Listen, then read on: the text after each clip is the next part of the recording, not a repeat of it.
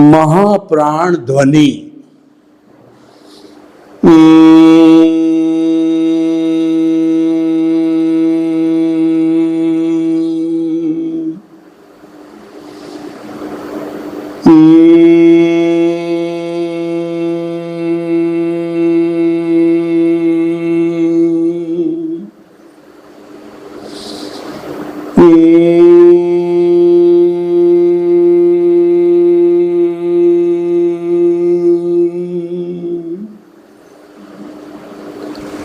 भाई और बहनों, मातृशक्ति को नमन। आज का हमारा अति सुंदर विषय प्रकृति पुरुष को अलग रखे। प्रकृति किसे कहते हैं, पुरुष किसे कहते हैं, इसकी पहले सांगोपांग व्याख्या की जा कर रहे हैं। वैसे ये प्रकृति हमारी कुदरती, जिस एनवायरनमेंट में हम जीते हैं, पेड़ पौधे, चराचर जगत, पशु पक्षी, कीड़े मकोड़े और जड़ चेतन, पृथ्वी, ब्रह्मांड, विश्व, लोक, ये सारा जो है प्रकृति कहलाती है।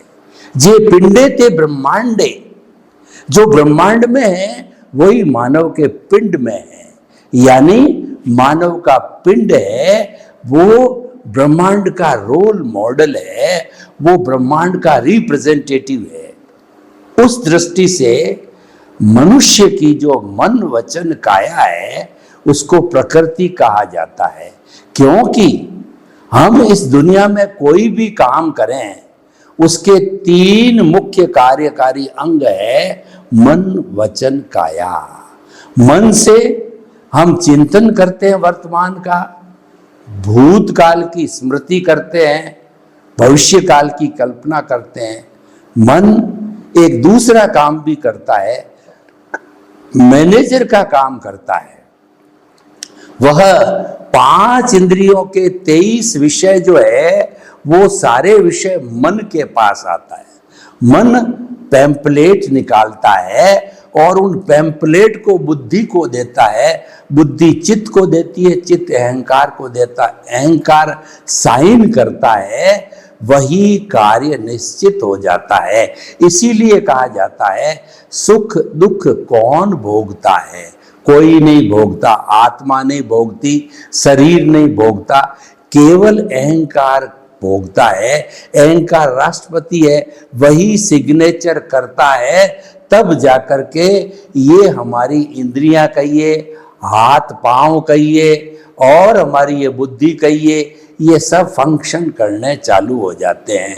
वह एक नियम हो जाता है, वह एक लॉ हो जाता है, वह एक ऑर्डर हो जाता है इस शरीर के लिए। तो भाई और बहनों, मन वचन काया को प्रकृति कहते हैं।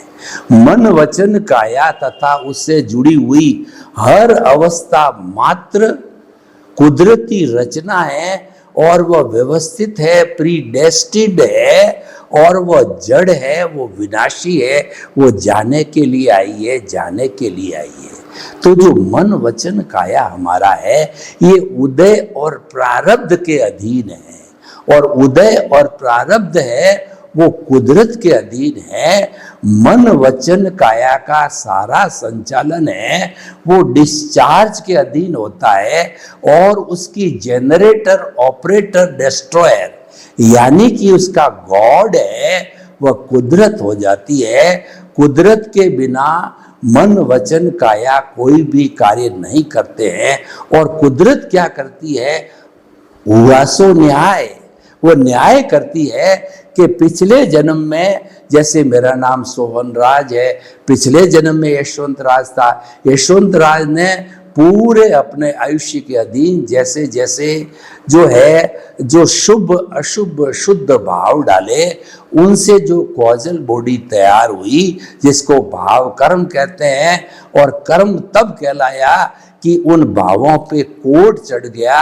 पूरा प्रतिष्ठित आत्मा का एक कहना चाहिए प्रोसेसिंग फैक्ट्री है, जिसमें मन बुद्धि चित्त अहंकार और वर्तमान का ज्ञान दर्शन, पिछले जन्म का ज्ञान दर्शन, आपका इंटरेस्ट और आपका इंटेंशन यानी भाव, ये पूरा प्रोसेसिंग करके और फिर उस पर कोड चढ़ने पर फाइनल वह कॉज बनता है। और ऐसे कई कॉजेज इकट्ठे होते हैं, उसको बंच ऑफ दी कॉजेज कहा जाता है। कॉजल बॉडी होती है जीवन भर की तैयार हो जाती है, जो पिछले जन्म का भाव कर्म था। इस जन्म का सोहन राज ने वो मन जो है वो द्रव्य मन के रूप में उदय प्रारब्ध के रूप में प्राप्त हुआ, और जो यशवंत राज के आयुष्य समाप्त होते ही जो स्पीच और एक्शन के बीज जो कुदरत के क्लाउड में गिरे, वह सोहन राज के जन्म लेते ही जो है वचन और काया मिल गए। तो भाई और बहनों, अब आपको ये स्पष्ट हो गया होगा कि मन से हम चिंतन करते हैं, वचन से हम बोलते हैं, सारा दुनिया का जितना भी हमारा इंटरेक्शन है, लेन देन है, हमारा भौतिक जगत का व्यवहार होता है, वो वचन के द्वारा होता है, बोलने के द्वारा होता है। और बोलने के अंदर कहा जाता है कि ये हमारा वचन है, इसमें अमृत है और इसमें जहर है। अगर हम अमृत का उपयोग करते हैं, मीठी वाणी बोलते हैं, तो शत्रु भी हमारा मित्र बन जाता है, और जहर बोलते हैं तो मित्र भी हमारा शत्रु बन जाता है। इसीलिए कहा ऐसी वाणी बोलिए और मन का आपा खोए, औरन को शीतल करे और आपहु शीतल होए। यानी कि हमको मीठा बोलना चाहिए, मधुर बोलना चाहिए, सत्य बोलना चाहिए, हितकारी भाषा बोलनी चाहिए, तंतली भाषा नहीं बोलनी चाहिए, टॉन्टिंग भाषा नहीं बोलनी चाहिए जिससे किसी को कष्ट हो और सामने वाले को प्रसन्नता हो, उसको लगे कि ये व्यक्ति और बोले और मेरे से वार्तालाप करे तो अच्छा रहे। मन वचन और काया तो ये शरीर है, उससे सारे फंक्शन किए जाते हैं। इस शरीर को मंदिर माना गया है, ये शरीर है, शरीर माध्यम खलु धर्म साधनम। शरीर को धर्म साधना का मुक्ति का मंदिर माना गया है, क्योंकि इसके भीतर प्रभु विराजमान है, इसके भीतर शुद्ध आत्मा परमात्मा विराजमान है। अभी हम शुद्ध आत्मा परमात्मा बने नहीं हैं, हमारे जीवन का लक्ष्य है शुद्ध परमात्मा बनना, चाहे इस जीवन में बने चाहे आने वाले कुछ जन्मों में बने, ताकि हम शाश्वत सुख को प्राप्त करें। ऐसा परमानेंट सुख मिले हमको कि जिसके बाद कभी दुख आता ही नहीं है। शरीर के लिए भी कहा गया है कि शरीर व्याधि मंदिरम, ये हमारा जो शरीर है ये बीमारियों का घर है, इसमें बीमारी होती रहती है। कभी दर्द होता है शरीर के जो है वो अलग अलग हिस्सों के अंदर, अलग अलग सिस्टम्स के अंदर, और अलग अलग जो है वो जगह पे दर्द है, तकलीफ है और वेदना वगैरह होती रहती है। तो भाई और बहनों, ये मन वचन काया है, ये प्रकृति है, और ये प्रकृति का संचालन कुदरत के अधीन है, क्योंकि हम पिछले जन्म से जो है हमारी स्क्रिप्ट कहिए, फिल्म कहिए, मन वचन काया की बैटरियाँ कहिए, वो लेके आए हैं, और का संचालन कुदरत जो है संजोग जुटाने के अधीन करती है और हमारे कर्मों का भुगतान करती है। दूसरे शब्दों में कहा जाए, ये शरीर है पिछले जन्म के कर्म के भुगतान के लिए मिला है, मात्र इसका यही फंक्शन है। तो भाई और बहनों, ये तो होगी प्रकृति जो किसी और के अधीन है, जो कुदरत के अधीन है, तो आप उसमें क्या कर लोगे? आपका कंट्रोल ही नहीं है तो आप कुछ भी नहीं कर सकते हो। कंट्रोल नहीं है और आप उसके अंदर जो है कहिए कि अपनी एनर्जी लगाओ, तो वह काम सफल नहीं हो सकता है, क्यों कंट्रोलिंग एजेंसी कुदरत है। इसीलिए इसको ऑटो मोड से अपने हिसाब से चलने दो, आप तो इसके ऑब्जर्वर बन जाओ, आप तो इसके ज्ञाता दृष्टा बन जाओ और आप चिंतन करो कि ये अलग है, मैं अलग हूं, मैं शरीर नहीं हूं, शरीर नाशवान है, मैं तो मन वचन काया प्रकृति से मुक्त ऐसा शुद्ध आत्मा हूं। कहने का अर्थ ये कि आपको शाश्वत सुख कब मिलेगा? शाश्वत सुख प्राप्त करने वाली हमारी आत्मा है, आत्मा का गुण ही शाश्वत सुख है, तो वो तो उसमें एम्बेडेड है, वो तो उसकी प्रॉपर्टी है, तो उसको तो कुछ प्राप्त करने की जरूरत ही नहीं, वो तो उसके भीतर ही है। तो इसीलिए क्या है कि हमें इस प्रकृति को अलग रखना, पुरुष जो कहा जाता है वो हमारा शुद्ध आत्मा भगवान परमात्मा है, वो हमारा ईश्वर है जो भीतर विराजमान है। उसकी ताकत से मैं बोल रहा हूँ, उसकी ताकत से हाथ हिला रहा हूँ, उसकी ताकत से प्रवचन दे रहा हूँ और उसकी ताकत से मन वचन काया मेरे संचालित हो रहे हैं। और प्रभु नहीं है तो जो डॉक्टर कहेगा कि नाउ ही इज डेड, और उस शरीर के अंदर ज्ञान दर्शन नहीं होने के कारण, फीलिंग नहीं होने के कारण, संवेदना नहीं होने के कारण, सुख दुख की अनुभूति नहीं होने के कारण, पुद्गल और जड़ होने के कारण उसको जला दिया जाता है। तो भाई और बहनों, हम आपको बताना चाहते हैं कि ये मन वचन काया रूपी प्रकृति को और भीतर विराजमान शुद्ध आत्मा परमात्मा ईश्वर को, दोनों को अलग अलग रखें, यानी जुदापन की जागृति करें, भेद विज्ञान करें, ज्ञाता दृष्टा बने, साक्षी भाव रखें। तो ये जीवन का सार होना चाहिए। और जो व्यक्ति इसको रखता है वो एनलाइटनमेंट को प्राप्त होता है, वो सम्यक दर्शन को प्राप्त होता है।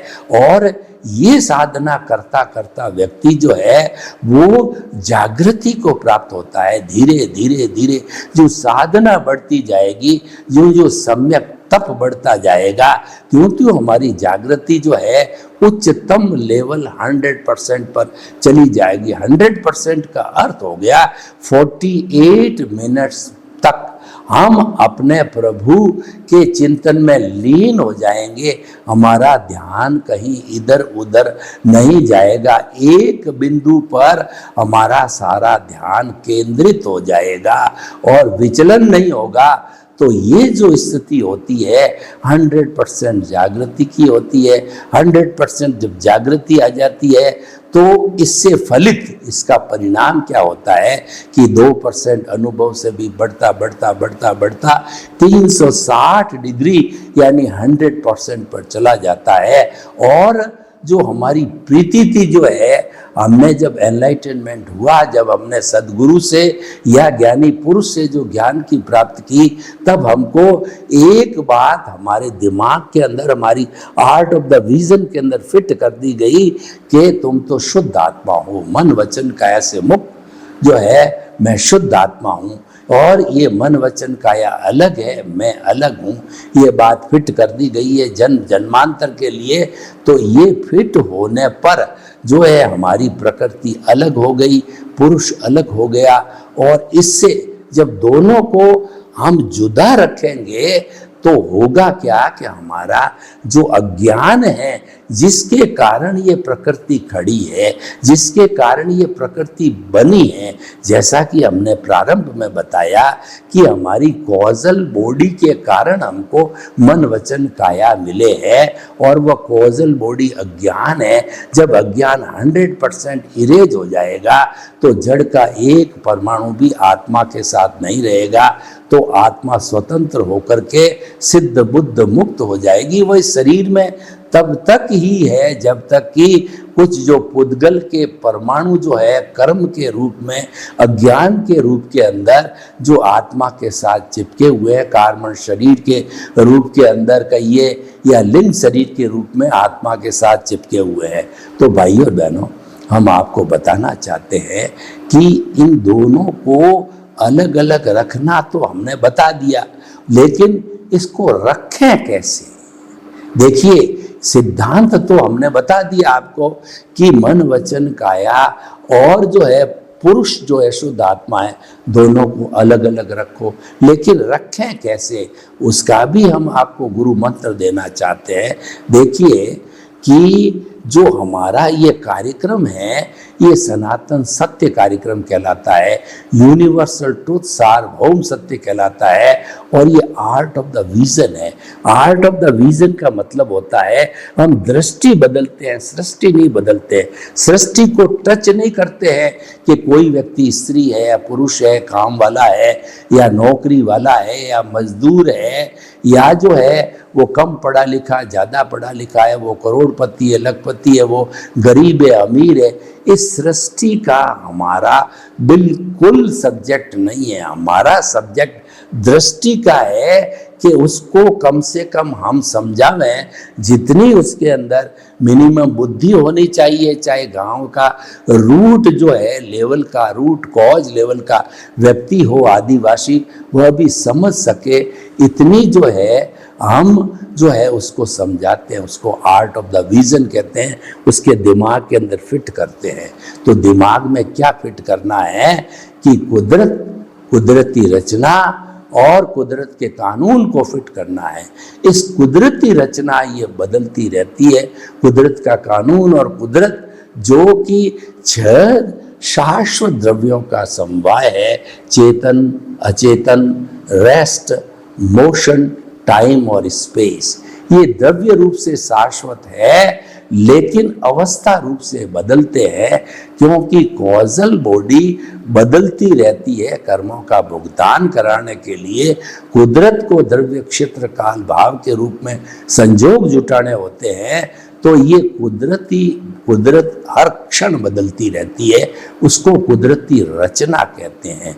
यानी कि जब कुदरती रचना हमारे हाथ में नहीं है, उसकी संचालक कुदरत है, तो फिर हमें उस तरफ ध्यान देने की कहाँ जरूरत है।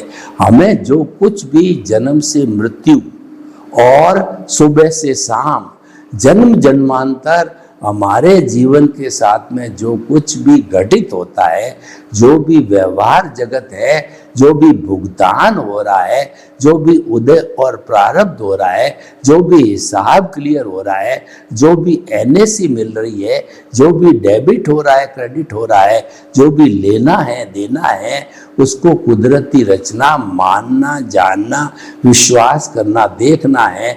उस पर प्रतिक्रिया नहीं करनी है, क्योंकि वो उसमें हम सुधार नहीं कर सकते, और हमारा किया हुआ है वो हमको ही भुगतना होगा। कोई दूसरा व्यक्ति उसको नहीं भुगत सकता है, चाहे सुख के रूप में है, चाहे दुख के रूप में है, चाहे पुण्योदय के रूप में है, चाहे पापोदय के रूप के अंदर है, और कोई अल्टरनेटिव नहीं है। अगर हम उस प्रकृति के साथ तन्मयाकार हो गए तो हमको दुख की अनुभूति होगी, और जो कुछ भी भुगतान चल रहा है, जो कि विचारों के द्वारा होता है, उन विचारों को बाईपास करते रहेंगे। Let go, let go, let go, let go. आइए जाइए, आइए जाइए, विचार आ रहे हैं, जा रहे हैं, वेलकम, जा रहे हैं, आ रहे हैं, जा रहे हैं। उसके ऊपर कोई प्रतिक्रिया नहीं करना, यानी उसके साथ तन्मयाकार नहीं होना, उसके साथ जुड़ना नहीं। दोनों को, प्रकृति और पुरुष को अलग अलग रखते रहेंगे, तो उससे हमारा अज्ञान है वो बहुत फास्ट स्पीड से इरेज होता रहेगा, और कुछ ही भवों में, 2-3 भवों के अंदर हम सिद्ध, बुद्ध और मुक्त बन सकते हैं। तो भाई और बहनों, देखिए, जब तक आप इस जन्म में शाश्वत सुख की नींव नहीं लगाओगे, तो आने वाले जन्मों के अंदर आपको शाश्वत सुख की प्राप्ति कैसे होगी। हमारे पास न तो कोई जादू है, न कोई टोना है, न कोई यंत्र है, न कोई मंत्र है कि हम आपको आज ही आज शाश्वत सुख आपके हाथ पे धर दें। संभव नहीं है। हम तो आपकी दृष्टि को बदल सकते हैं। आपकी जो रॉन्ग बिलीफ चल रही है, आप जो देहाध्यास के साथ जुड़ रहे हो, आप प्रकृति और पुरुष के साथ जुड़ रहे हो, आप प्रकृति और पुरुष को जोड़ रहे हो, आप प्रकृति के साथ तन्मयाकार हो रहे हो। हम आपको विधि बता करके, और हम आपको प्रकृति पुरुष को अलग रखने की आपको साधना करा सकते हैं। यानी हम आपको कुदरती रचना देखने का अभ्यास करा देते हैं।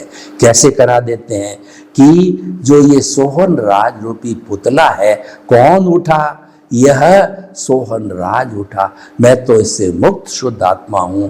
कौन सोया? सोहन राज सोया। खाना कौन खा रहा है? सोहन राज रूपी ये आहारी खाना खा रहा है। कौन चल रहा है? सोहन राज चल रहा है। कौन बोल रहा है? सोहन राज बोल रहा है। कौन प्रवचन दे रहा है? सोहन राज दे रहा है। यानी कि आप जो है इस पुतले को जो कार्य कर रहा है उसको मात्र देखना है और विचारों को बाईपास करना है। इनके साथ में प्रतिक्रिया नहीं करनी है कि ये मैं कर रहा हूँ और मैं सोहन राज हूँ और जितने भुगतान मेरे आ रहे हैं वो करने वाला मैं हूँ। साधन, संपत्ति, संबंध, सत्ता ये सब मेरे हैं। ये मिथ्या ज्ञान और मिथ्या दर्शन है। ये इसका अर्थ हो गया कि आप प्रकृति पुरुष का जुड़ गए, आप जो है परिधि के साथ में जुड़ गए, आप जो है वो उदय प्रारब्ध के साथ में जुड़ गए, जबकि आपको अलग अलग रखना है। आपको जिंदगी भर जन्म जन्मांतर तक प्रकृति और पुरुष को अलग रखोगे तो प्रकृति जो है ये डिस्चार्ज के माध्यम से जो है ये अपना जैसे बर्फ की शिला पिघल पिघल करके संपूर्ण पानी बन जाती है, तो जन्म जन्मांतर का जितना डिस्चार्ज इकट्ठा हुआ है वो सारा समाप्त होकर के भुगत करके एनओसी लेकर के और वह जीरो हो जाएगा। यानी अज्ञान है वो संपूर्ण इरेज हो जाएगा। तो भाइयों और बहनों, हम आपको बताना चाहते हैं कि जो आज का विषय है कि प्रकृति और पुरुष को अलग रखो, ये साधना है, ये सम्यक तप है। कोई व्यक्ति कहे कि मुझे साधना का जीवन जीना है, हम उसको बताते हैं कि आपको कोई भी जीवन में कहीं भी संन्यास लेना या अलग जाकर के बैठना, आप कुछ भी काम कर रहे हो, कोई भी धंधा कर रहे हो, विद्यार्थी हो, गृहिणी हो और नेता हो, कुछ भी हो, आपके सुबह से शाम जो चल रहा है जीवन में उदय प्रारब्ध है, उसको मात्र देखते रहो, देखते रहो, देखते रहो, उसके साथ जुड़ो मत, उसको कुदरती रचना मानते रहो। ज्यों ज्यों हम कुदरती रचना मानते रहेंगे तब जो है कुदरत के कानून का पालन होगा। और जो व्यक्ति कुदरत का कानून का पालन करता है, लॉ ऑफ द नेचर का पालन करता है, तो हम बड़े ही गर्व और गौरव के साथ आपको कह सकते हैं कि ऐसा व्यक्ति निश्चित तौर पे शाश्वत सुख को प्राप्त करेगा, मुक्ति को जाएगा, सिद्ध बुद्ध और मुक्त होगा। हमारी भारतीय संस्कृति के अंदर 4 तरह के पुरुषार्थ बताए गए हैं। एक तो काम है, काम का अर्थ का होता है सेंसुअल एंजॉयमेंट कहते हैं, अर्थ कहते हैं कि प्रॉपर्टी, धन दौलत वगैरह, और तीसरा धर्म है, वो धर्म जो है वो साधना है, और चौथा मुक्ति है, वो हमारा लक्ष्य है। ये धर्म रूपी साधना करने के लिए हमारा जो काम और अर्थ है वो प्रकृति है। उस काम और अर्थ को अलग रख करके और धर्म रूपी साधना यानी इसको कुदरती रचना मानते मानते, देखते देखते, कोई प्रतिक्रिया नहीं करते, विचारों को बाईपास करते करते, जुदापन की जागृति रख करके, भेद विज्ञान करके साक्षी भाव से, और जो है हम ये साधना करते रहे तो निश्चित तौर पे जो है हमको लक्ष्य की प्राप्ति हो सकती है। वो लक्ष्य मोक्ष, वो लक्ष्य मुक्ति। तो भाइयों और बहनों, बहुत ही सुंदर विषय है। हर व्यक्ति चाहता है मुझे शाश्वत सुख मिले, पर वो शाश्वत सुख मिले कैसे, उसका हमने सांगोपांग आपको व्याख्या करके बताया कि शाश्वत सुख की प्राप्ति के लिए आपको साधना करनी पड़ेगी। साधना करने का अर्थ ये नहीं है कि आपको हिमालय की गोद में जाना पड़ेगा या हथौड़े चलाने पड़ेंगे, गैती चलानी पड़ेगी। जो मुक्ति के कार्य में करना कुछ नहीं होता है, वह रहना होता है, अपने स्वरूप में रहना होता है। अपने स्वरूप में रहने के लिए हमारे को आर्ट ऑफ द विजन जो है, भीतर एक दृष्टि को पैदा करना होता है। देखिए कि दृष्टा, दृष्टि और दृश्य तीनों को हमें समझना होता है। दृश्य तो हम खुली आंखों से जो कुछ भी हमारे सामने दिखाई देता है, पेड़ है, पौधे है, जितना भी ये पर्यावरण है, और जो मेरे सामने कैमरा है, ट्यूबलाइट है वगैरह, ये जो दिखाई देता है ये दृश्य है। और ये दृश्य कब दिखाई देता है कि जब हमारी आंख से देखते हैं तो आंख का रेटिना फूटा हुआ नहीं होना चाहिए, वो दृष्टि है। लेकिन वास्तविक दृष्टि जो मिलती है हमको दृष्टा से मिलती है। दृष्टा पावर हाउस है। हमारे घरों में जो बिजली आती है वो पावर हाउस से तारों के द्वारा हमारे बल्ब में, ट्यूबलाइट के अंदर, फ्रीज में इत्यादि में आती है। लेकिन वो देने वाला पावर हाउस है, अगर वो नहीं चल रहा है तो आपको बिजली नहीं आएगी। तो जो बिजली भेजता है वो दृष्टि है। तो हम दृष्टि को बदल करके, और जो है हम ये प्रकृति और पुरुष को अलग रख करके साधना कर सकते हैं। सर्वे भवन्तु सुखिनः, सर्वे सन्तु निरामया। लोक के जीवों को सुख मिले, शांति मिले, आनंद मिले, प्रेम मिले, सौहार्द मिले, और हम सभी प्रकृति और पुरुष को जुदा रख करके शाश्वत सुख की प्राप्ति करें। आपके प्रति मंगल भावना हो।